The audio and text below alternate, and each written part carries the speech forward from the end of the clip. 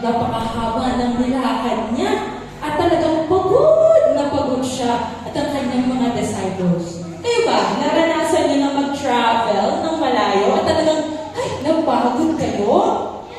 Yes, dahil labis ang kanyang pagod at uhaw at gutom, umupo si Jesus sa tabi ng balon ni Jacob upang magpahinga. Alam niyo ba ang balon o well ay napakalaga mga lugar.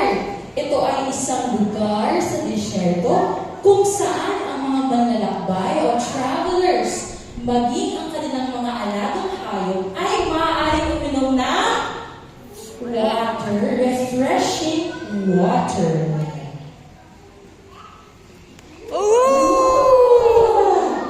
Yan. Sobrang init ng araw na yon at gusto ni Jesus na nang paiinom, of course. Pero wala siyang paraan para makakuha ng tubig sa balon sapagkat wala siyang lubig para ipangsalok o mag-scoop ng water doon sa balon. Wala siyang balde, wala siyang pitcher o kahit isang tasa.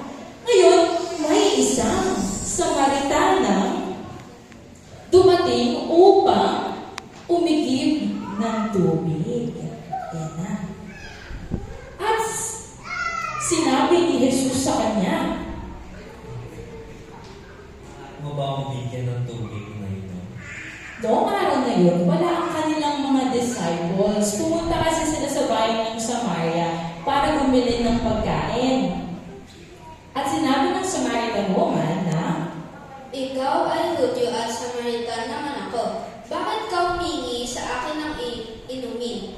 sinabi niya yun, sinabi ng Samaritan woman, dahil hindi dapat mag-uusap ang isang Jew at ang isang Samaritans. Sumagot si Jesus. Kung alam mo lang ang kulot ng Diyos at kung sino ang humihingi sa iyo na may inom, ikaw ang hihingi sa Kanya at binibigyan ka naman niya ng tubig na nagbibigay buhay. And see. So, survival tip.